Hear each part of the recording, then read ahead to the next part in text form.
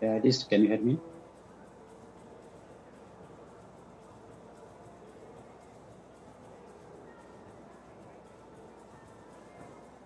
Can you hear me, please? Can you please confirm?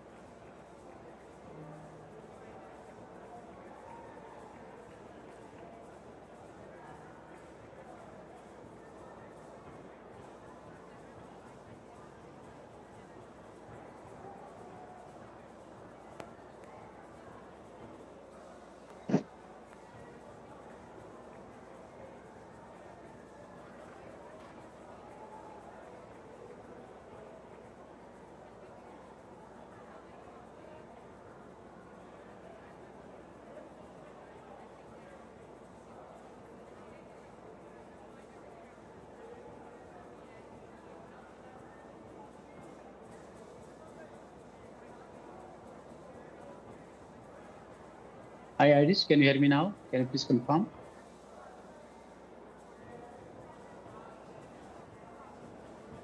Okay, great, thanks. Okay. Can you speak also, just to check that I can Okay. hear you well?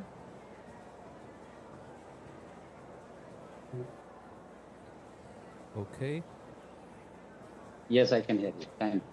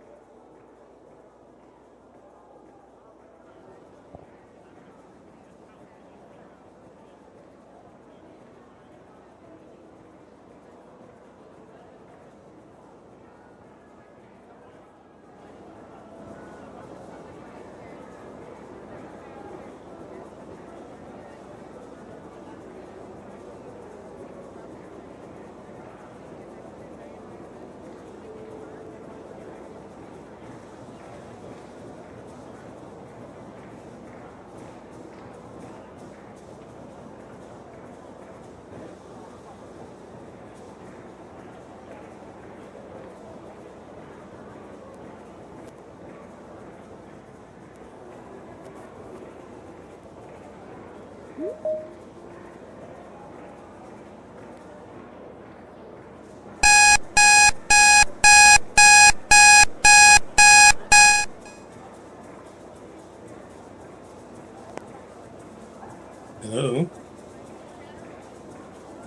Hi, Bapon.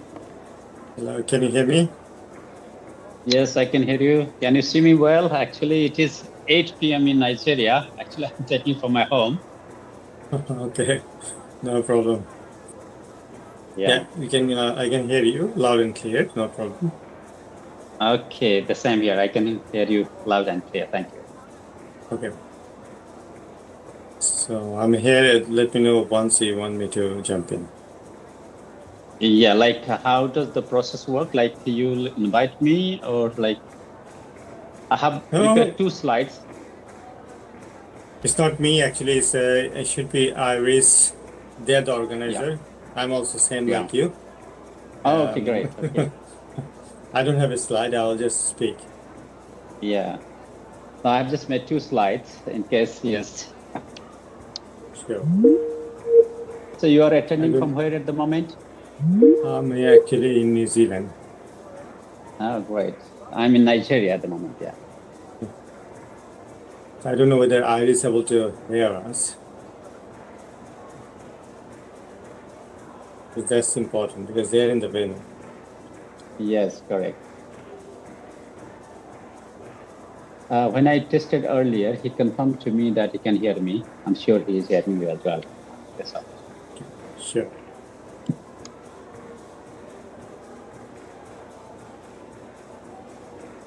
Oh, then I'll talk to you soon. Sure.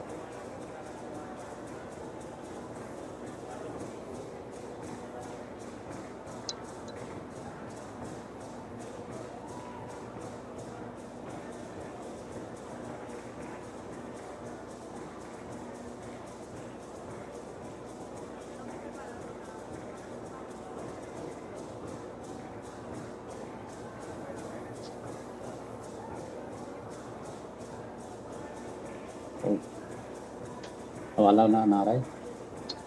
Isi to lang tol. Lagi ya kan.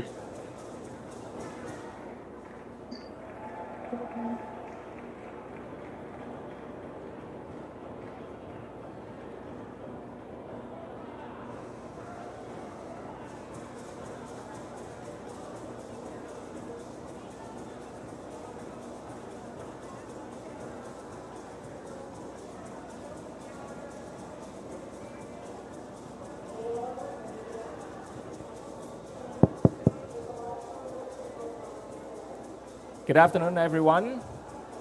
Please welcome to the Water for Climate Pavilion for this side event this afternoon. And it's still, warming and very loud, music from our neighbor there. So today's sessions in this afternoon is actually on high-level panel from commitments to actions progressing water in NDCs 3.0 and National Adaptation Plan or NAPs. I would like to welcome series of distinguished speakers here, but also the audience and participants. Thank you for coming to this side event.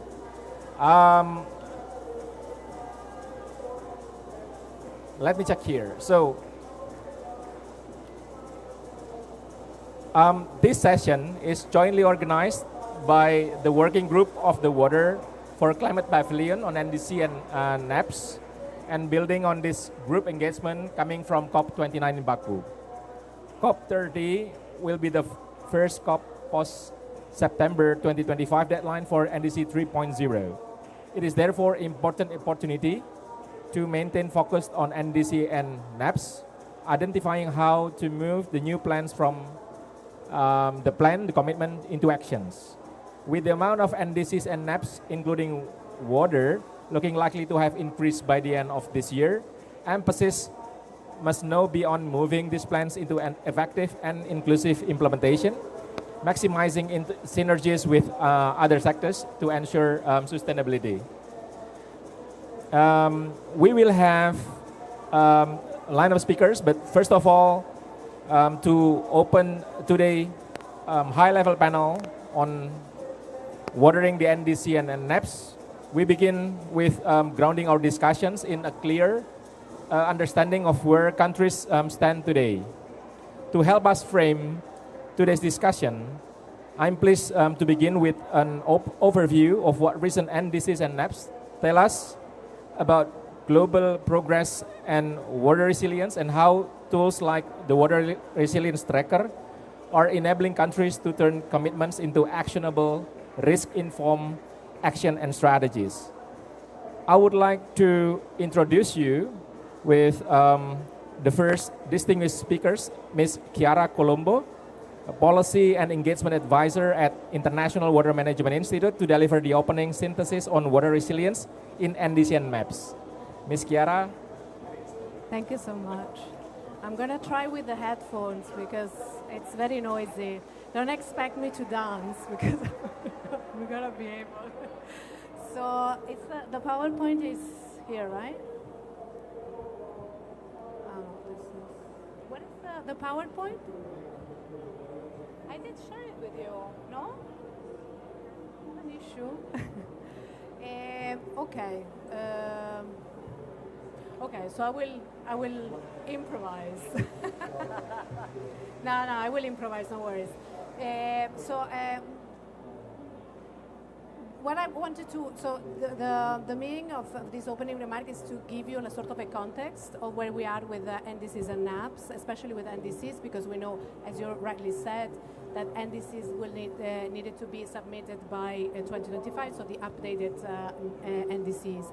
And also to launch the knowledge brief that the Water Resilience Tracker project prepared in collaboration with the partners of the Water Resilience Tracker. So I wanted to give you a little bit of a framework there. As of today, we know that 67 countries submitted their NDCs, so not all of them. As we stand now, only more than 3/4 of these NDCs have a water component, have an adaptation component in them. Water is more included in the NDCs, which is a good advancement. Oh yeah, that it is, magic happens.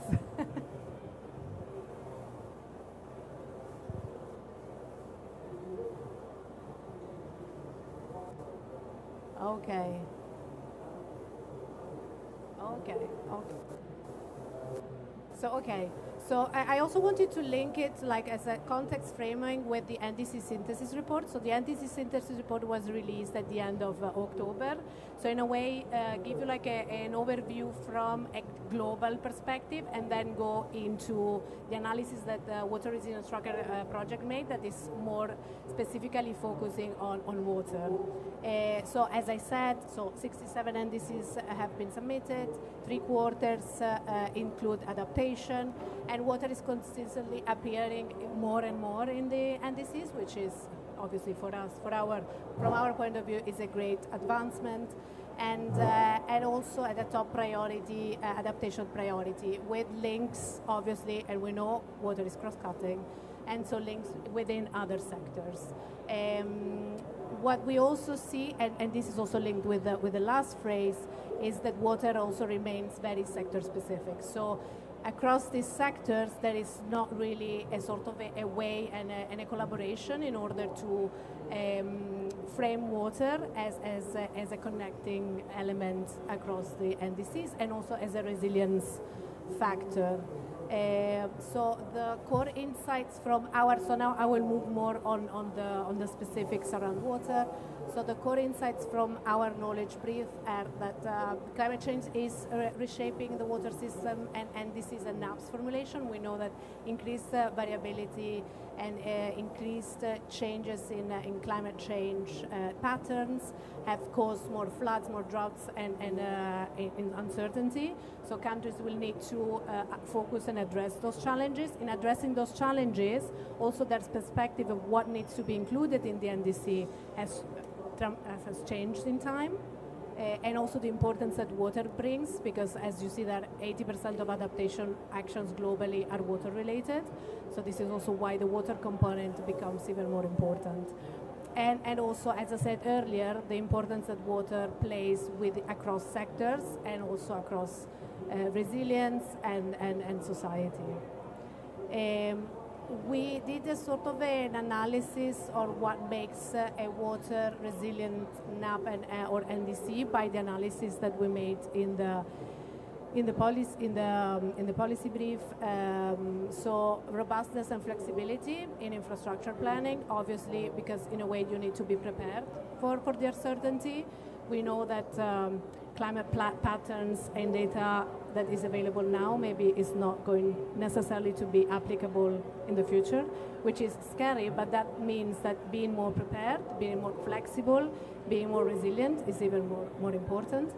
And that also is also a result, it's also directly linked with what we say afterwards, so the ability to manage systems, shifts and transformation. So here again, the ability to change with the change of the context and the change of reality, which is happening more frequently, unfortunately, as we speak. And in the last, we know that the big impacts of the cyclones and typhoons. So then also multi-level governance across sectors and scales and governance scales.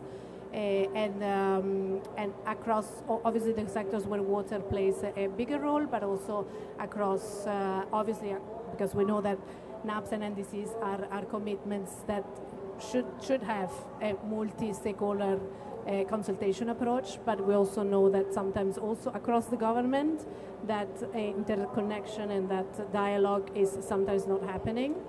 So the importance truly to have a whole of society approach, really, and inclusivity. So gender and indigenous peoples and marginalized groups to be included in that process, and also to have a role to play in order to, in a way, also express what their needs are and how to respond to those. So a little bit about the water resilience tracker. So as I said, this knowledge brief has been prepared by this project. So it's a FCDO funded project. These are the partners. So AGUA, Global Alliance for Water Adaptation, ARUP, IMI, International Water Management Institute, and Deltares. And it is a sort of a diagnostic tool that helps countries self-assess the role that water plays within their climate commitments. But at the same time, we also push that further. So through our expertise, we help parties and countries to implement part of those commitments. In a way, we try to also support partners in the whole cycle of the NDC and the NAP. So we help them also to draft the commitments, but also help them implement. We have also obviously a multi-scale approach. We're looking at institutions, and also we're trying also to enable the system so that the NDC can be translated into implementation plans that then can be implemented, because I know so this is going to be remembered as the cup of truth, but also the cup of implementation. So these are a little bit of the trends. It's very difficult to read how water has evolved in time. So a little bit of improvements and gaps that still need to be addressed. So as I said, more countries link water with energy, agriculture, and cities. There is a huge growth in nature-based solutions and early warning systems, and increasingly measurable water-related targets. And this is also linked with all the processes. More? Okay, thanks, because I hear myself. Great, sorry. Increasingly measurable, okay, better. Measurable water-related targets. And this is also very much aligned with the discussions that are currently happening in the negotiation rooms with the global corona adaptation. And we have a thematic target that focuses specifically on water, but water is also included in other thematic targets.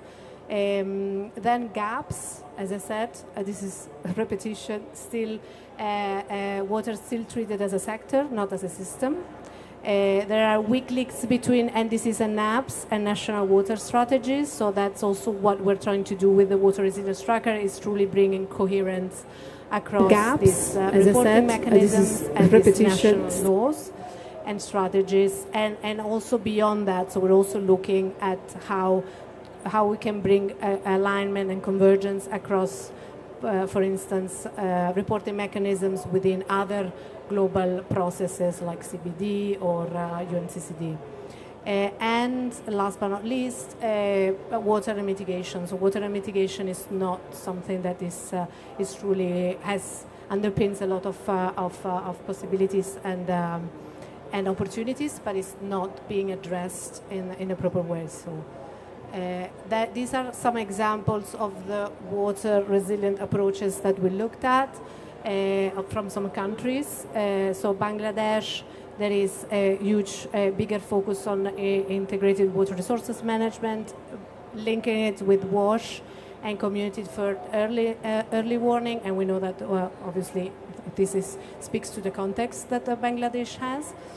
Brazil, there is a big water, energy, and land integration, and a huge focus on hydrology and the idea of the water cycle as a whole. And also in Brazil, we're specifically working in Brazil with the water resilience tracker, and we're taking a basin approach. And we know that also they are working with sectorial NAPs, so they're trying to look at truly what the sector needs, and also in that sense also what's the role that water can play. Nepal, we will hear more from Nepal later in the event, but they have a very ambitious NDC that has been fully recognized also by the UNFCCC leadership, and so there is links with climate resilient hydropower, watershed management, and early warning systems. As a key message that we want to share is truly that integrated water systems mean integrated resilience. So if you take an integrated water systems approach, also resilience across the society will increase, and so you will be it will be easier to respond to those climate change impacts that I was mentioning at the beginning. So here a little bit on what are the trade-offs and the benefits, and why taking this systems approach is very well, it's sort of what we advocate for, but it's truly something that brings positive returns also to countries. So basically on the trade-off sides, agriculture and ecosystems, water for cities versus water for energy, and hard infrastructure and nature-based solutions. On the co-benefit side, there is the restoration, would mean that we will have a better control over these extreme water impacts, water-related impacts. Efficient irrigation efficient irrigation will mean savings in water and energy, and a systemic lens minimizes these trade-offs and unlocks multi-sector gains. So this is also, we will need to move from a trade-off to a co-benefit and a synergistic approach. So here are key messages that I already said during, but we want them to be clearly heard. So water resilience is the foundation of climate resilience. Through the water resilience tracker and through the knowledge piece that we prepared. And this is a NAPS must treat water as a system, not as a sector. Integrated governance and flexible planning and inclusive approaches are essential in order for the NDC formulation, but also its implementation, and managing trade-offs helps countries ensure climate commitments are realistic and implementable. And yes, and that's the last message that we want to share. And the last is the knowledge brief that we're launching here, so you can try to get it from the QR code. And that ends my presentation. Thank you so much. Thank you, Chiara. Please give applause to Chiara Colombo. Thank you. And next, we will have a panel discussion. There will be 5 speakers for the first panel, where we will listen about the country experience. I don't know, because we have only 2 seats here, so I think I'll just start by saying, calling Mr. Bimal Ratsrekmi, Senior Consultant at Oxford Policy Management Nepal, because, I totally agree what Kiara presented before, that, so you can sit here, sir. Yeah. The water resilience is actually a foundation for climate resilience. Okay. Will we have another seat or? Okay. Okay. Let me just sit here, and then I'll give a little bit of flavor here, or the insight, Mr. Bimal. So, Nepal's NDC places a strong emphasis on water-related commitments, expanding from hydropower and protecting mountain watersheds to using community forestry and rainwater harvesting to conserve water resources. At the same time, the NDC also acknowledges that hydropower potential may be disrupted or may be impacted because of the climate impacts on river flows and mountain ecosystem intensify. I would like to get your perspective how Nepal's NDC balancing its ambition for hydropower expansion with the need to build resilient watersheds, protect water sources from climate-driven disasters, and ensure that community-led and indigenous peoples' knowledge system remains central to long-term water security. Mr. Bimal, please. Thank you so much. So I'd like to appreciate the Climate Resilience Tracker for initiating this discussion about watering NDC and National Adaptation Plan. You have rightly mentioned about the condition in mountainous country like Nepal, where the massive flash flood and landslide, including glacier lake outburst flood, is a major threat to water-related infrastructure. So when I say that, it's basically hydropower that generates energy, renewable energy, the irrigation infrastructure that provide lifeline to people for small scale agriculture production, the drinking water sources. So this is basically one of the discussion was about the scale of impact it has on the infrastructure side, as well as another important is on adaptation, as water is always part of adaptation strategy. This time in Nepal's nationally determined contribution 3.0, there was a big leap in terms of really enhancing water inclusion in both mitigation as well as in adaptation. So on mitigation, it was a little bit challenging to really integrate water because they didn't have a strong data and evidences on that, and government was a little bit reluctant in terms of without evidences and data how they can set a target. But there is one target on mitigation, especially related to wastewater management. But majority of the water related targets are mitigation are policy targets. So these are related to managing water resources in a more sustainable way, and there are major emphasis as Kaira mentioned on her presentation about various other sectors where adaptation related water is basically included. What led to this basically in terms of government appetite or government willingness to include water? Basically, one of the approach that Nepal took is on integrated water resource management, but we also call it as nexus. So water, agriculture, food, ecosystem nexus is one of the driving force to see water as a more multidisciplinary and cross-cutting issue. So that is realized because in the landscape of Nepal, there is linkages between upstream and downstream communities. There is linkages between these how resources are managed. So I think integrated water resource management in a more nexus approach is, I think, one of the driving force for Nepal's NDC.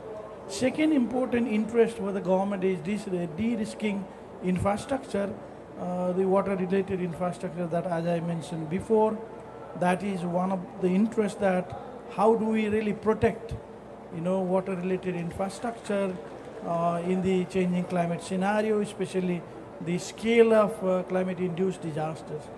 Third thing, very importantly, that was reflected is on the governance.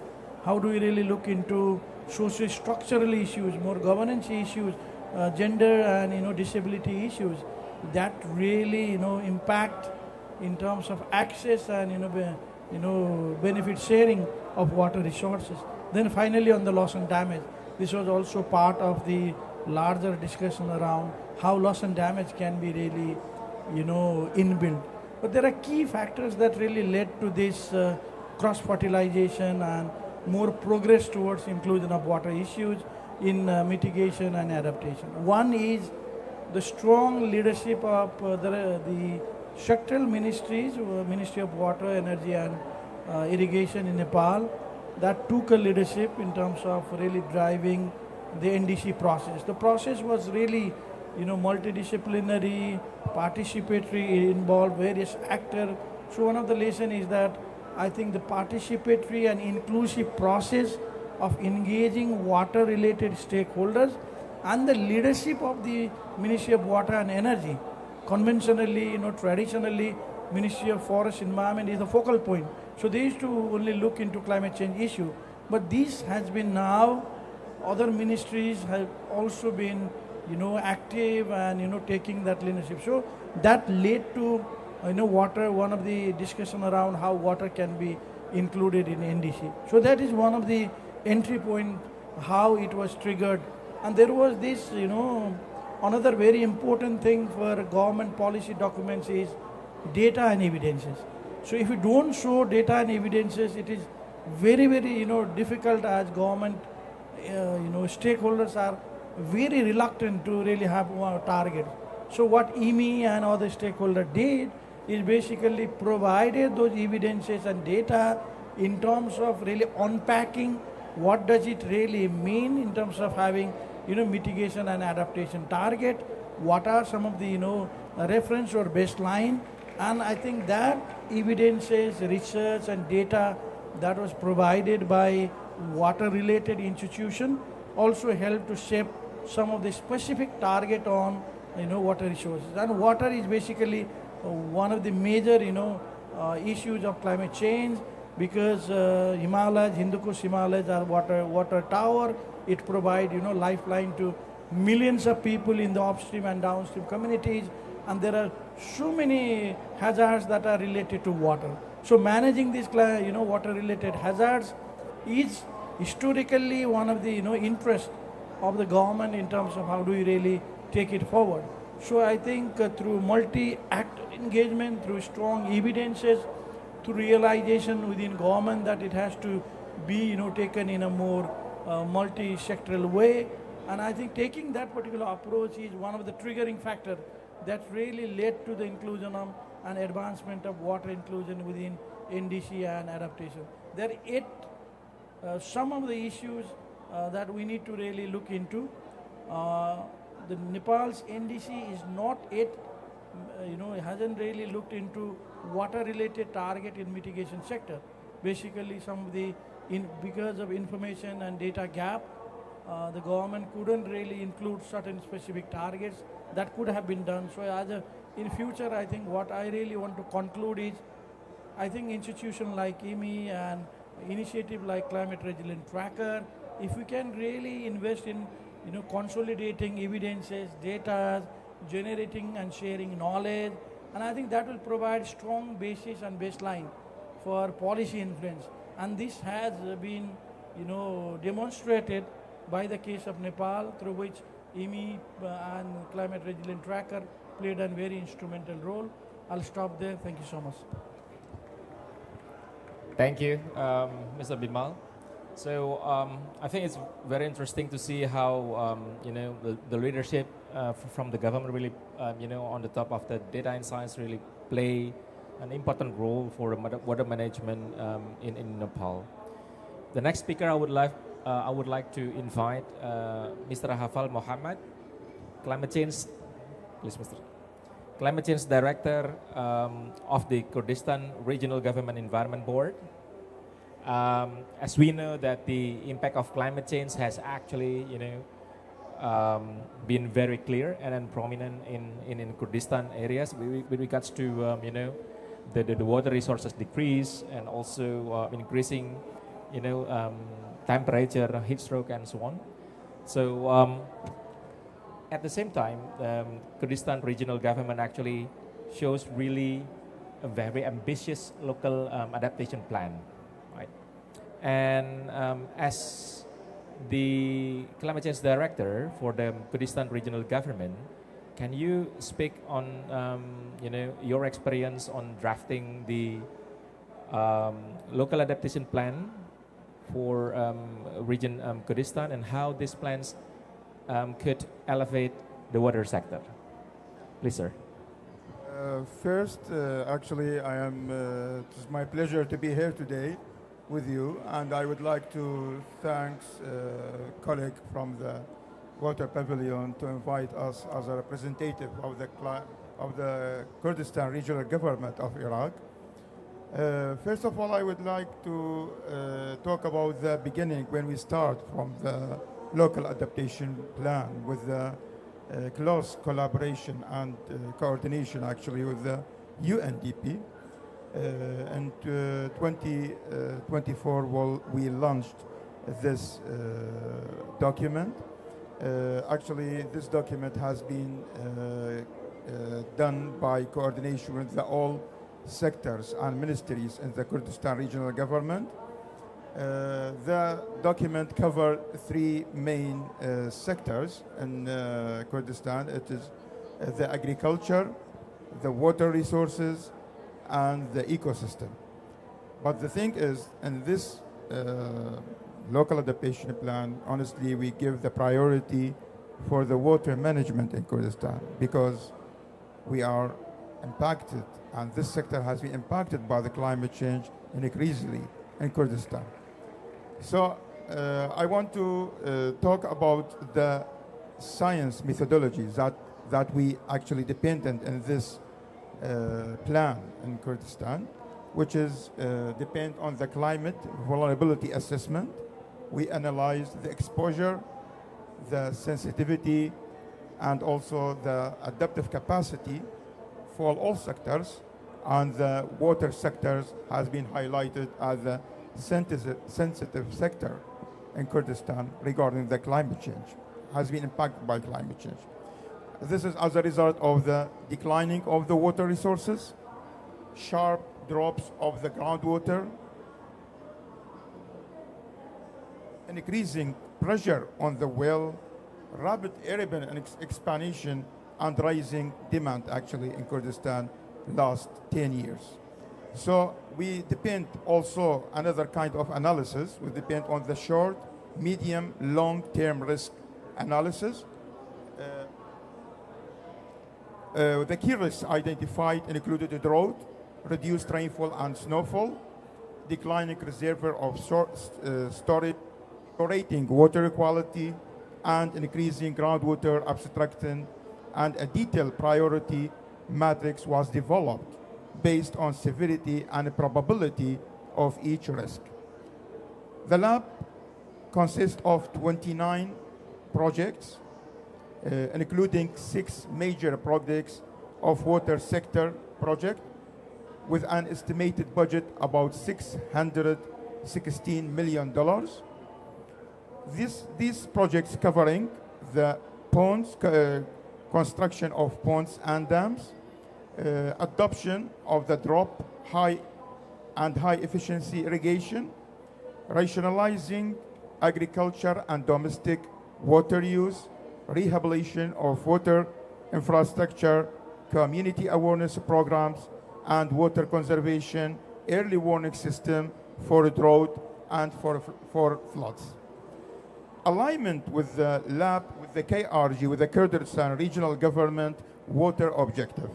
The main governmental actually objective included securing water for domestic and economic use, ensuring water availability for all kind of purposes in Kurdistan region, for farmers for modern irrigation also, providing water for industrial activities, safeguarding water security for future generation, which is the main actually objective of Kurdistan region, increasing river discharge and groundwater recharge through engineering and geological intervention.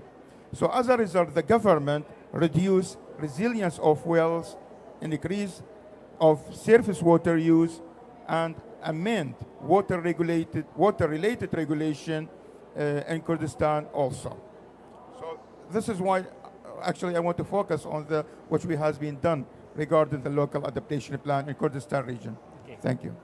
Thank you, sir. Thank you for the response. The next speaker I would like to invite Mr. Greenwell Machaya, Deputy Country Representative South Africa from International Water Management Institute. IMI. Yes. Sorry, sir. I'll just sit. Okay. I'll just sit. Okay, I'll just sit here now. Okay, yeah. So, Mr. Greenwell, we know that we would love to hear from you about the experience from Malawi, right? Because we know that Malawi's NDCs and sectoral national adaptation plans really identify water as a critical enabler across agriculture, health, energy, and rural livelihoods. See that you have been working with, implementing and helping to develop the water resilience tracker, and whereby this tool is very effective in supporting the government to assess systemic vulnerabilities and guide investment decisions. From your experience, how is the country planning to operationalize these water-related commitments, particularly the expansions of drought resilience water supply, construction of multi-purpose dams, and strengthening the watershed governance? Please. Yeah. Right. So, thanks very much, Mr. Moderator, for this. In Malawi, we are working on a number of things, but maybe before I even go there, I need to give credit to our colleagues from ARUP, as well as from AGWA and Detares in Netherlands. We collaborate with them as International Water Management Institute in a program called the Just Transition for Water Security, and ourselves, we are in charge of the Water Resilience Tracker. Now, under that program, we're focusing on a number of issues related to this, and especially we are interested in trying to look at this not a water issue, not as a sector issue, but as a cross-sector issue, and to try and win in that areas whereby we might be able to bring in the issues related to dams, related to agriculture, related to energy, related to hydrology, etc. We have realized that the reason why there's a siloed approach is because, one, policies seem to be coined in such a way that they are just sector specific. So the first thing that we need to do, therefore, is to encourage mainstreaming of water and climate issues into policies across the board. So we've been working towards that. It's a lot of policies, so we will be able to kind of cover much ground, but so far we have been able to kind of work with others. And how do we do that? We take the hold of the policies, bring in stakeholders together in national platforms, discuss why water is relevant and climate change is relevant in certain policies and why it shouldn't be absent, and start recommending strengthening of the same. The other factor that we have noted that leads to this siloed approach rather than a systemic approach is also the poor presence of data and analytics. So ourselves as Water Resilience Tracker, we are saying when we're doing analytics as well as data, we need to encourage the country to approach this as a system thing rather than just as a sector thing. To that extent, then, we are encouraging and supporting a process called joint sector review process in Malawi. The joint sector review process is one whereby Minister of Water, for example, will not only do reviews of whatever they do themselves, but they will deliberately bring in Minister of Natural Resources, Energy and Mining, Ministry of Agriculture, the National Planning Commission, which is an umbrella one, to the table and start discussing issues that are relevant to climate change. And then on the other hand, we are also trying together to develop what we're calling the Climate Insight Platform. That Climate Insight Platform, it's like a central place where we would expect indicators from different subsectors to come to the fore, whereby then you can start considering them together. When you consider those together, you are unlikely going to think in terms of silos. You're going to consider them in terms of systems. So there's also a multi-level government structure that we have proposed, constituting of departmental heads from across many ministries, for which water as well as climate change are kind of important. And in so doing, we are again trying to reduce the gap between departments. And our colleagues are also leading some work together with ourselves, whereby we are saying, as long as you channel funding to specific sectors, say Ministry of Water on its own, you are not going to encourage anybody else to think as a group. But if you can have some kind of funding structure which cuts across, you might find that you are binding these subsectors together and they'll start thinking in terms of nexus approaches. As a result, you might win from a systems perspective. So when somebody proposes a dam or water harvesting infrastructure, if that one is in the agricultural sector, okay, there'll be a conversation with the other ones in the energy sector as well as in the aquaculture sector, etc., and you come up with, you consider those trade-offs and you come up with a compromise. In so doing, you'll be advancing the nexus as well as the systems approach. So that's what in a nutshell, that's part of the business we're doing in Malawi. There's something that I've left on the NAP, which might be relevant. If you have 1 minute, I can also say something.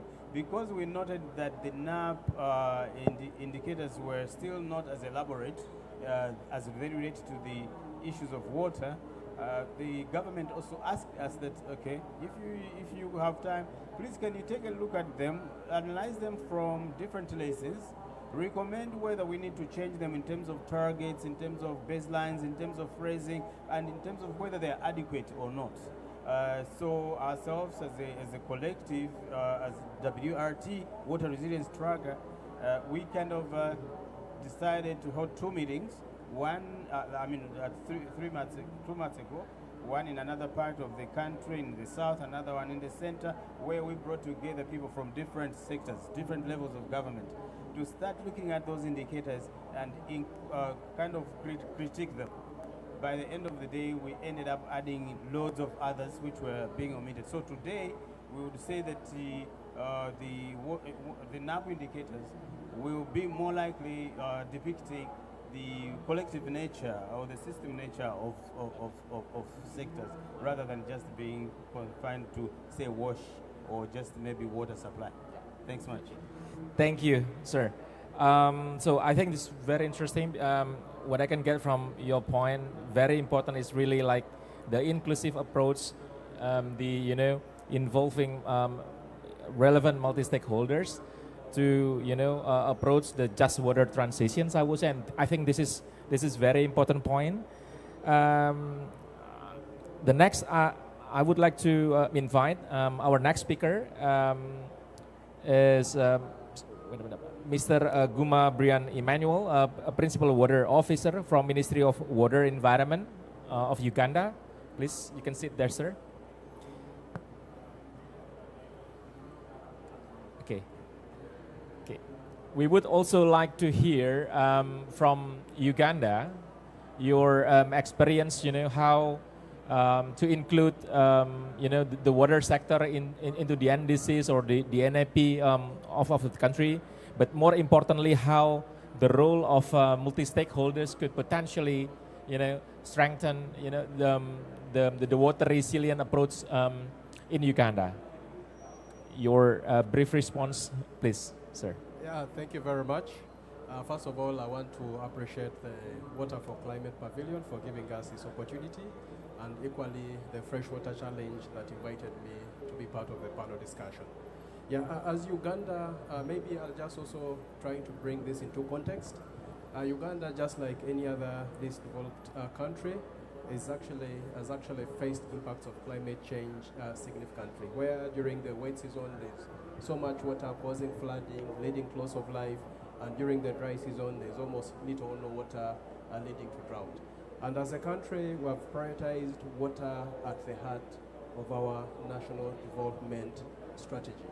We have developed the National Development Plan 4 as a roadmap for the country up to Vision 2040. So within the Vision 2040, we have really put water at that heart, at the central bit of it, to steer economic development. And how have we done it? We have actually gone and incorporated catchment management within our National Development Plan. That is a multi-sectoral, multi-stakeholder approach where we involve people from the lowest, from the local communities up to the different government agencies, different local governments, in sitting down together and deliberating issues that are affecting water and environment resources. And through that, of course, we have actually gone ahead and started implementing some of the critical issues affecting water and environment resources at the catchment level. We do acknowledge that water does not follow administrative boundaries, so we have brought the different districts, the different stakeholders to sit down. First of all, to deliberate what are these critical issues, what are the bottleneck challenges affecting water and environment resources, and then we've also given them the liberty to provide, to suggest remedial catchment management measures. What are some of these locally adopted measures that can be implemented to solve their challenges? So to me, that approach has actually been much more sustainable, whereby it is very easy for a local person to relate to the solution that is being implemented. So with that, of course, that is one way how we have actually brought water at the central bit of it into the NDCs and into our National Development Plan agenda. Thank you. Thank you, sir. I think it's also very interesting how Uganda strategy really to include the water sector at heart and into their national development plan. This is because we all know that all climate solution may not be effectively work without to be embedded into the economic development plan. The next speaker is actually online. I would like to invite Mr. Chiranjeevi Tiwari from UNICEF. Mr. Chiranjeevi would like to give the perspective from Nigeria, a water sector perspective, because we know that NDCs in Nigeria also highlights very ambitious commitment in water sectors. What I would like to hear from you, sir, is actually what are the priorities listed in Nigeria's NDC 3.0, and how do you plan to translate these commitments into concrete actions on the ground? Mr. Chiranjeevi, if you are there, please. Thank you. Yeah. Can you? I wanted to use some slides. Can you see my slides? Can you please check it once? Yes, but please very briefly. Perhaps 2 or 3 slides. Yeah, I'll try to make it very brief. Thank you. Course. Yeah, no, I have only 3 slides. Yeah, thank you so much. No, basically, I mean, just to go ahead with that issue, I wanted to really highlight the context in Nigeria. I'm sure many colleagues, you are aware of it, is the second largest economy in Africa with a population about 220 million people. However, Nigeria is the second most worst actually affected country from climate risks as per the publication by UNICEF in 2021. The country is actually exposed to flooding, drought, sea level rise, excessive heat, as well as several other really climate hazards. This is the map of the the country, and it shows that each actually the children, around 10.6 million children, are at high risk of riverian or flash floods each year in Nigeria. And the population-wise, it is about 63 million people are actually likely to be affected by the flash floods each year in Nigeria. This map, again, it really shows the seasonal variability of the whole really climate-related hazards in Nigeria. And the statistics shows that 16 million children live in areas with high or extremely high water vulnerability. Actually, in terms of the total population, that is around 81 million people in the country. So overall, just to give an example, in the flood of 2022, around 4.4 million people were affected, including 2.6 million children, and about 20.4 million people were displaced. This is the really the context in which we really are working on this NDC. The interesting component of really the Nigeria's NDC3 is the NDC has incorporated the major aspect of the WASH into it, both in terms of the mitigation as well as adaptation ambitions.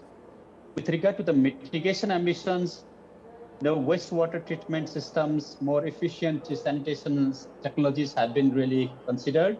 Similarly, in terms of adaptation, water infrastructure development, integrated water resource management, promoting safe water and sanitation hygiene, aquifer recharge, watershed management, as well as using clean energy in primary healthcare facilities, schools, public water systems, and most importantly, the participant youth, women, children, and vulnerable groups is very much highlighted, and women in WASH is given special consideration.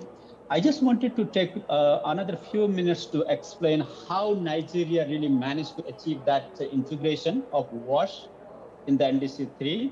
Actually, broadly, I would classify the process into 4 steps. We started with really generating the evidence prior to the NDC3 process. The first part of our work was really evidence generation. That we did by really working on the climate rationale for WASH sector. Thanks to the support of the CIWI, we worked with CIWI in this journey, and more than 100 water sector stakeholders, as well as climate stakeholders, they participated in that process, and the climate rationale has been already adopted by the country. And that climate rationale for WASH sector really provided needed evidence to really inform the NDC3 process. And the second was really the important aspect of our really process in Nigeria was institutional integration. What we learned was, that the climate authorities, they were always focusing on the climate policies, whereas the sector stakeholders, such like the WASH sector ministries, department, and the agencies, they were focusing the WASH sector. There was some sort of gap between these climate authorities and the WASH sector authorities. And what UNICEF did was really to support that process of bringing these stakeholders together, which was quite important to really influence the NDC3 process.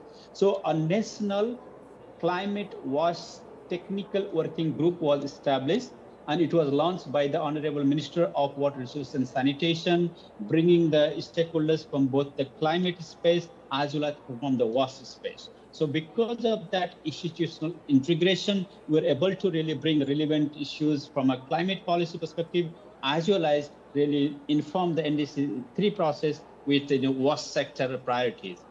And the third step I wanted to highlight is really the consultation with youth and children. And what UNICEF did together with the Ministry of Environment, in Nigeria, by the way, we have 2 parallel institutions. One is the Ministry of Environment, which is leading the NAP process, and we have the National Council on Climate Change, also really leading the NDC3 process. So we work with both these institutions, and we develop a mechanism for engaging youth in a kind of a online U-Poll platform. And about 26,000 youth from across Nigeria responded to that poll. And that poll actually informed also the content of the NDC3. And the last but not the least was really in addition to really the engaging and the providing evidence, we directly engage in drafting and the validating of the NDC3 at the country level. Especially from UNICEF side, we provided written inputs on WASH, health, education, and other sectors like child protection, even social policy. But the major focus was really on WASH, health and education, and also really brought our youth representative in the national validation exercise. So that way the process really became all inclusive, and at the same time they were able to influence the NDC3 from a WASP perspective.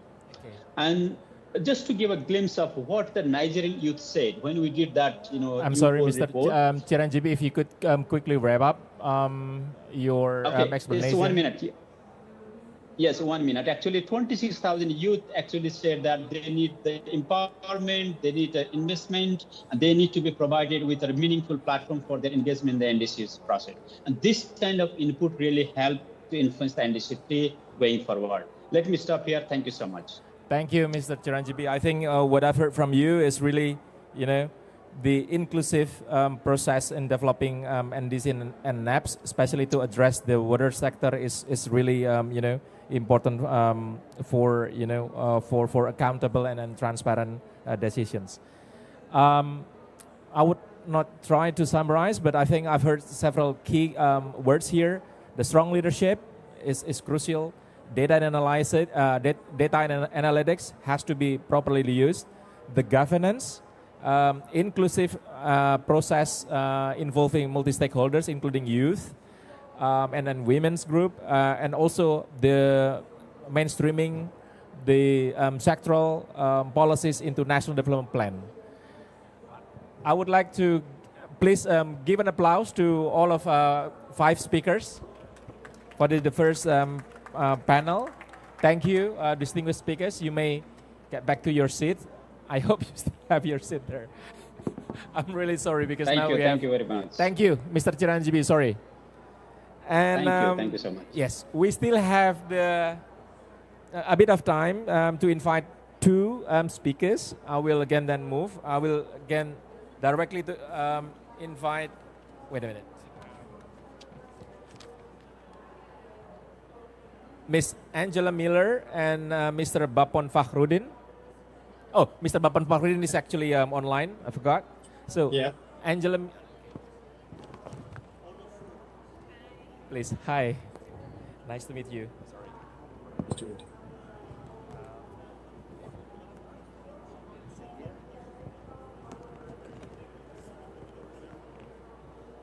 Yeah. Let us start with Angela Miller.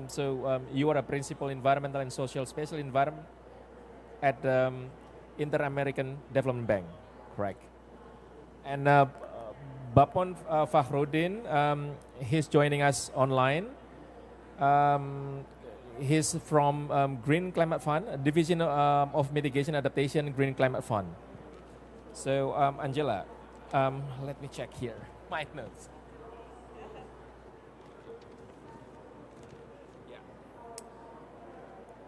Okay, we have heard that an emphasis on the need to move from commitments to implementation by unlocking finance, strengthening governance, and addressing capacity gaps. As part of one, let's say, expert from Multi-Development Bank, from IDB perspective, what do you think the most critical environment and social considerations that countries has to meet to make their water-related NDCs and NAP are investment ready? Please. Thanks so much. And just to clarify, so I work at IDB Invest. It's the private sector organization within the IDB group. No, it's fine. But I'll talk a little bit about what we do with companies as well as governments with my colleagues on the public sector side. But in terms of environmental and social risks, so we at IDB Invest have been financing a lot of water and sanitation projects, especially now in Brazil. We have a very big portfolio with AIGEA. So Aguas do Rio in Manaus and in Rio as well throughout the country. So obviously to be able to invest in this and comply with our environmental social requirements and reduce the risk, de-risk their projects, we work with the private sector companies to help them socialize the projects. A lot of times these projects are in vulnerable communities. So when you start digging up pipes and doing things, there's a lot of misinformation. So stakeholder engagement, meaningful dialogue and transparency about the project is something that we we help companies with. They're often located, the projects in areas where there's security risks. So we have some projects in Rio that are in some favelas, so some areas that people can't even enter unless you're entering with somebody from the favela. So we work a lot with the companies to reduce the social risks. So in terms of what are the risks, social risks, community risks, engagement, that's one of the risks.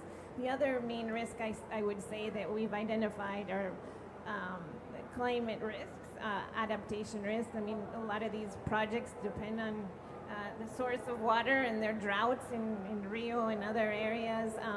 So what we've been doing as part of our environmental and social review of the projects before we finance them is that we work with them, and we're requiring them to develop climate risk assessments and then develop climate adaptation plans. And in the case of Aguas do Rio, a project in Rio that I was recently visiting a couple months ago, they're doing amazing work. It's like one of the first of this kind, very practical recommendations on how to adapt to climate change. So I would say, just to summarize the risks: social, much bigger than you would think in a water project. There are the risks that you have to deal with, and then environmental, obviously the climate risks. Yeah. Well, thank you, Angela. And now I would like to invite Mr. Bapon Fakhrudin from Mr. Bapon. Can you hear me? I can hear you loud and clear. Okay, good. And we can hear you as well. Very good.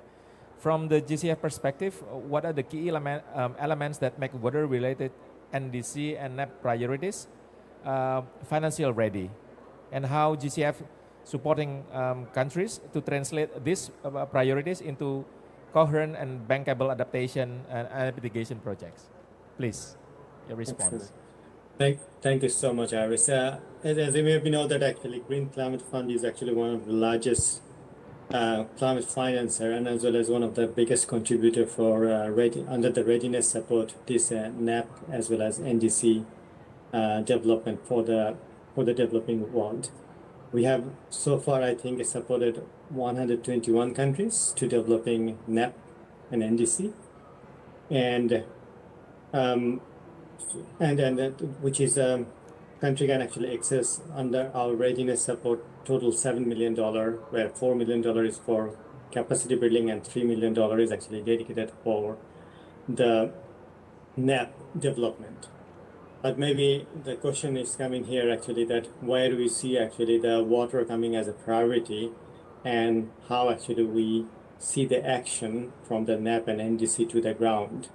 And I maybe like to capture two aspects here, especially on the water. So if you look at on the NAP in most of the developing countries, or NDC, many of them is actually mentioned about water is a key priority out of three sectors. Either it's energy, food security, or water may be the first, and then food security and energy. But then if you look at on the distribution of the accessing the financing in this sector, is actually quite low. And then maybe the question is actually why water is actually not able to capture that level of financing. And it has actually a primary, if you look at on the history of the water resource management, we are actually quite silos. So, which means actually we have a lack of integration at the vertically, which is our sectors, but at the same time, horizontally. So, which again reflects actually that actually how the NDC and NAP could be through the water sector could be actually go to the ground as an implementation, because when a farmer is actually sitting in a small catchment, how they understand what does it means to them. And if you look at overall actually the multilateral financing, those are actually coming.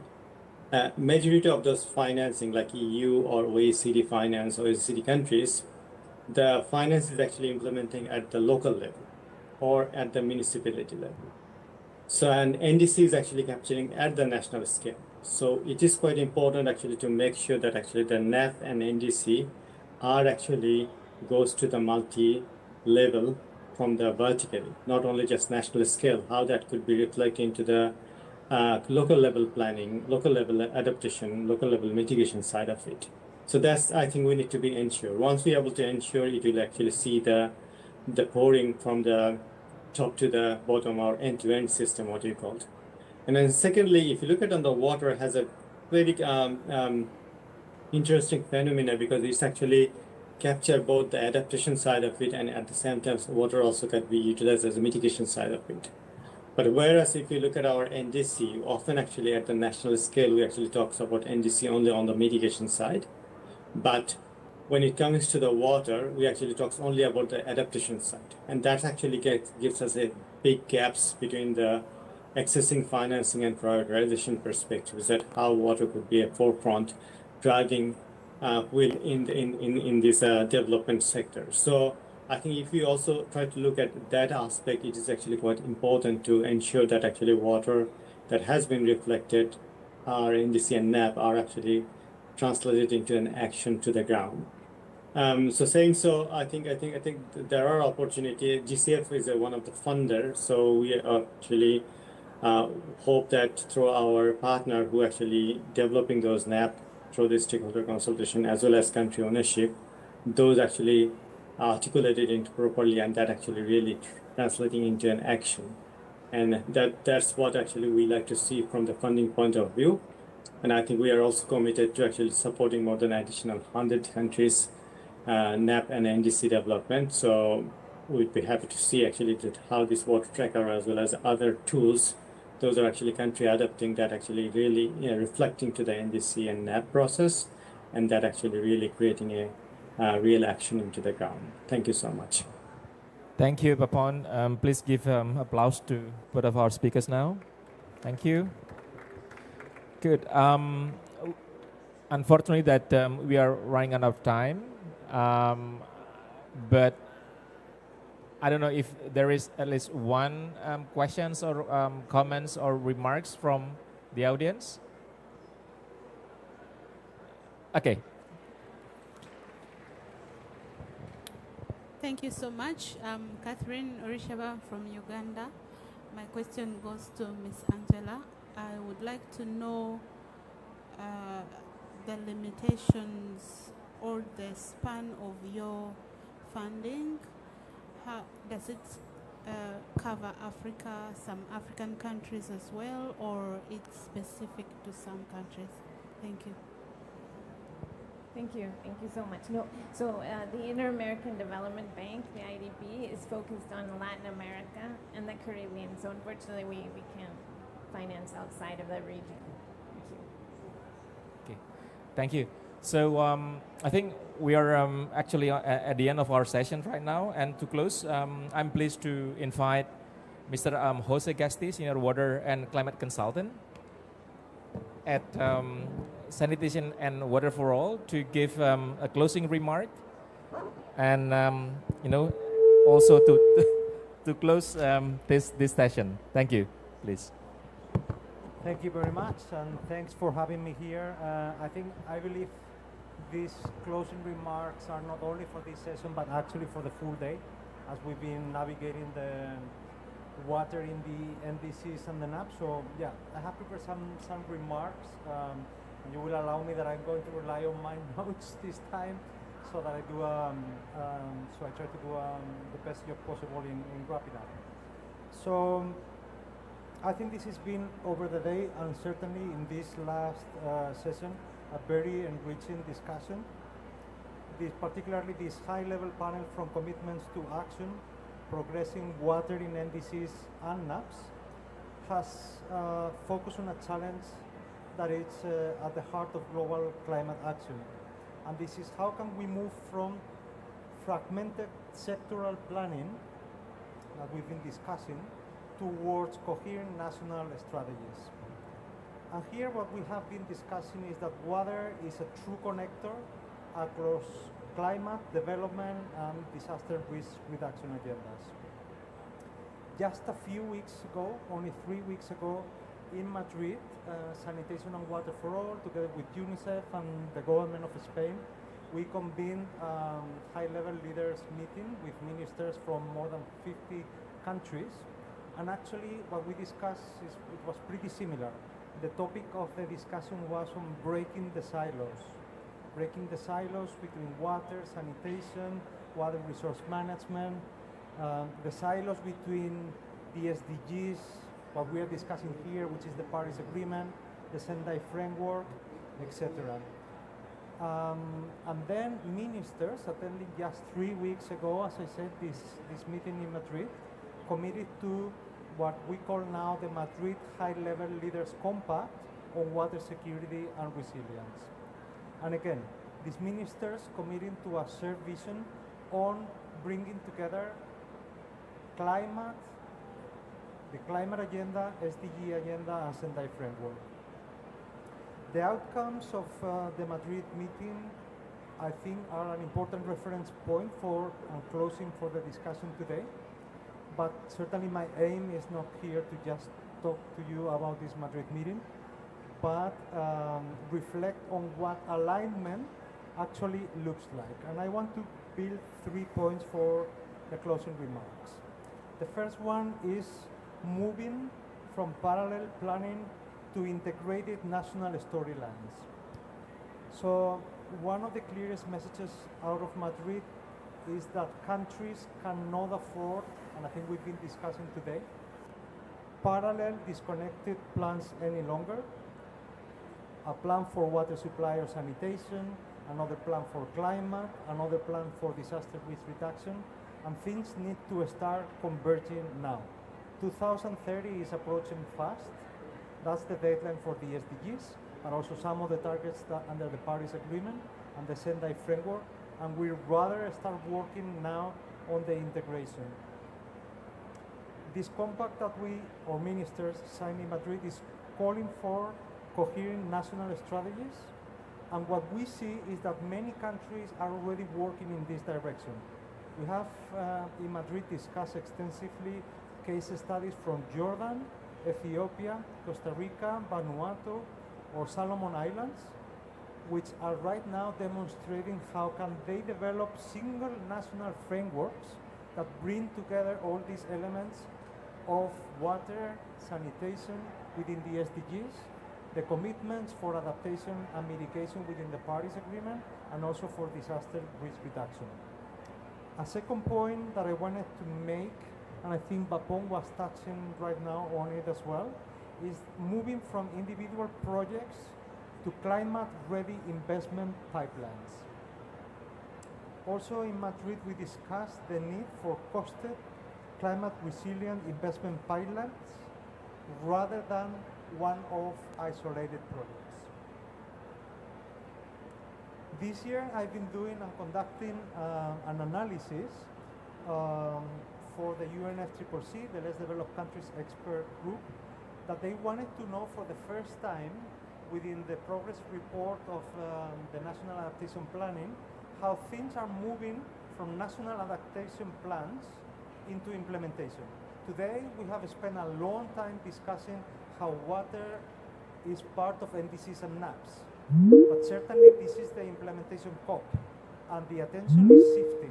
It's not just having water and sanitation reflected in National Adaptation Plan in NDCs, it's finding the formula for moving those from a climate policy into implementation on the ground.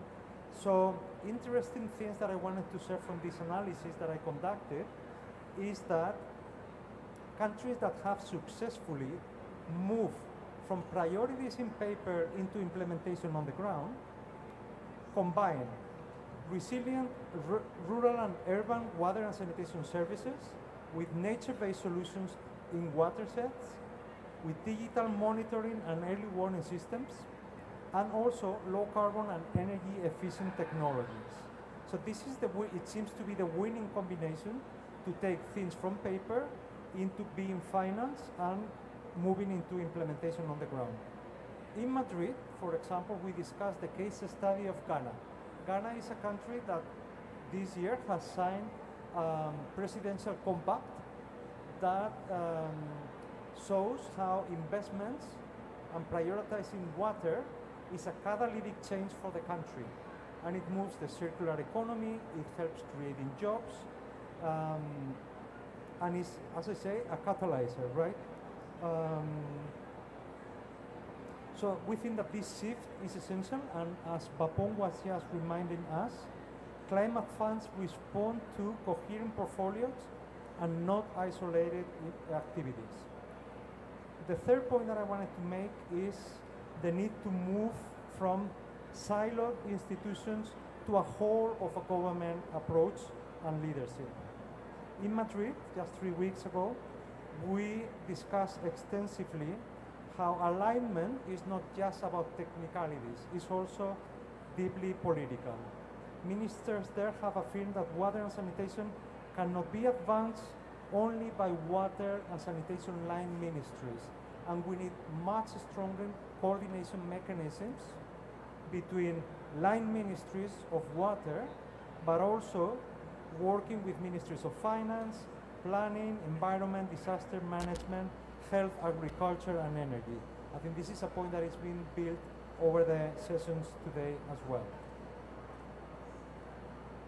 Ministers are working right now, and we have discussed to make work through interministerial coordination mechanisms, but those only work with clear mandates and accountability. I will close now as we leave today's discussions.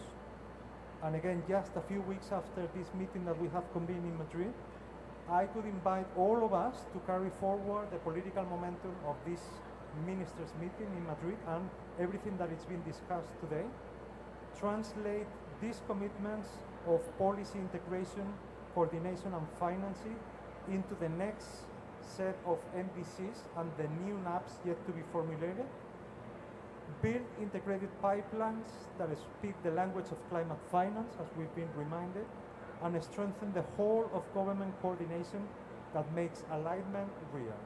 If we do this together, countries will not just be better prepared for climate changes of today, they will be better positioned to secure the financing needed for a more resilient and equitable future. Thank you. Thank you.